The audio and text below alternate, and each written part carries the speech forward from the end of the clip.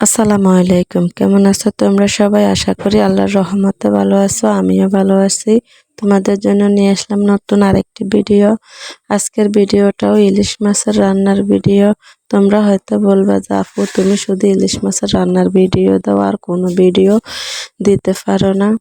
আসলে আমি সব ভিডিও দিতে পারি, কিন্তু আমার একটু প্রবলেম হয়েছে, তাই আমি নতুন ভিডিও বানাইতে পারতেছি না। সেজন্য পুরানো ভিডিওগুলাই দিতেছি এডিটিং করে।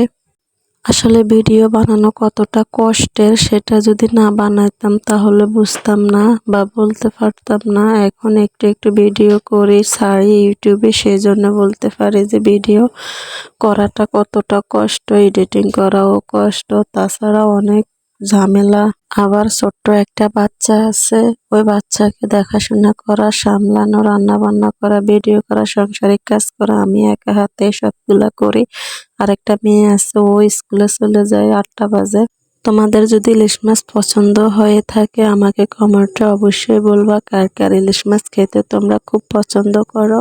একটা মানুষ কিন্তু দড়িয়ে খারাপ হয় না, পরিস্থিতি মানুষকে অনেক খারাপ করতে শেখায়, পরিস্থিতি মানুষকে অনেক কিছু বুঝিয়ে দেয়, পরিস্থিতিতে মানুষ অনেক কিছু করতেও বাধ্য হয়।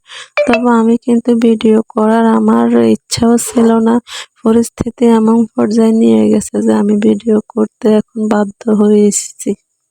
আসলে আল্লাহ পাক সবাইকে সবকিছু দিয়ে পারফেক্ট রাখে না। এক একজনের এক এক দুর্বলতা আছে, এক একজনের এক এক সমস্যা আছে। যাক, সব মিলেই আলহামদুলিল্লাহ আল্লাহর উপরে ভরসা করি। তো তোমরা যে যে সমস্যায় আছো আল্লাহর উপরে ভরসা করিও, আল্লাহ সর্বশক্তিমান, তোমার সব সমস্যা দূর করবে।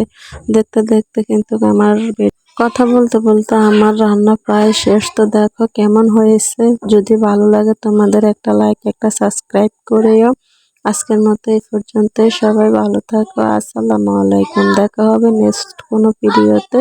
সেই পর্যন্ত আল্লাহ হাফেজ।